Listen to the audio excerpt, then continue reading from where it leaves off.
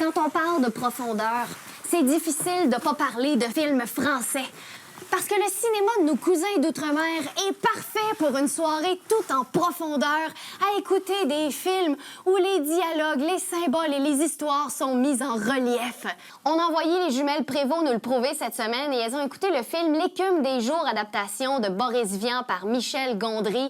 À la fin de la soirée, là, leur plafond sentait le vieux chou-fleur tellement il pétait plus haut que le trou. Cette semaine, on vous parle du très attendu film L'écume des jours de Michel Gondry. C'est une adaptation du roman L'écume des jours de Boris Vian. On s'en doutait. Mettant en vedette Romain Duris et Audrey Tautou. Les deux seuls acteurs français des 10 dernières années. Ben, il y en a eu d'autres aussi, comme Marion Cotillard, puis il y en a d'autres, là. Michel Gondry, qui a aussi réalisé Du soleil plein la tête, a un style bien à lui. Effets spéciaux maison, jeux de perspective et bricolage en papier mâché. Dès le début du film, il nous en met plein la vue. C'est très stimulant et très divertissant. Un peu trop stimulant, il y a tellement de bébelles qui bougent que ça donne mal à la tête. Pas tant que ça. Anne, t'as saigné du nez durant toute la première demi-heure. C'est très gentil de m'avoir invité à cette promenade d'après-midi, Colin. C'est gentil à vous d'avoir accepté, Chloé. Qu'y a-t-il? Ça va, c'est rien quand ces fichus boas sont propriétaires. On n'est plus en sécurité nulle part. Allez, va te chercher un coup ailleurs. Oh, regardez, un nuage. Ça vous dit de faire un tour? Oh non, c'est beaucoup trop dispendieux. Chloé, cessez tout de suite de penser à l'argent. Avec moi, vous ne manquerez jamais de rien. La ville est magnifique vue d'ici. Pas aussi magnifique que vous, Chloé. Enfin, c'était un peu court, hein?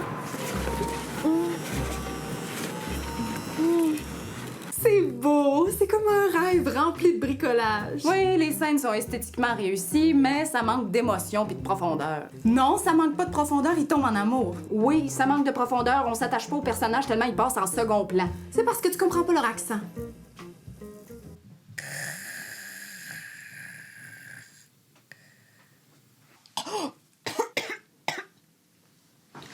Oh, mais qu'est-ce que je vois là? Ah! Je vais vous examiner, mademoiselle. Oh, madame, On vient de se marier.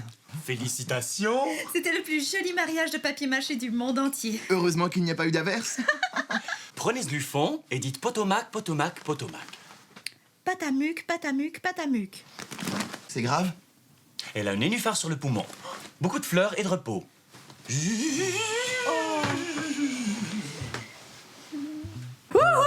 Regarde, tu vois, je me suis tellement pas attachée au personnage que je m'en fous qu'elle ait un nénuphar, je m'en fous. Ben voyons. Qu'elle crève. OK.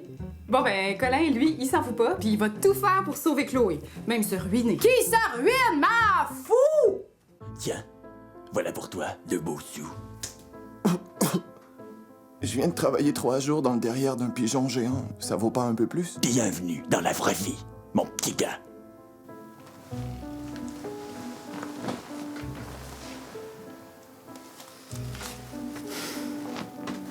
À quoi bon, Colin? Je vais mourir et il ne te restera plus rien. Il me restera toujours quelque chose, Chloé. Quoi donc? Cette saleté de bulle cartonnée de merde! Dégage! Je déteste les fleurs. C'est dommage parce que la seconde partie est un peu assommante. On commence le film émerveillé puis on le finit en se faisant réveiller par la musique du générique. C'est quand même important de saluer la réalisation de Michel Gondry qui a réussi à porter à l'écran l'univers de Boris Vian. On s'entend. On s'entend et de saluer les acteurs et les effets spéciaux. On les salue toute la gang.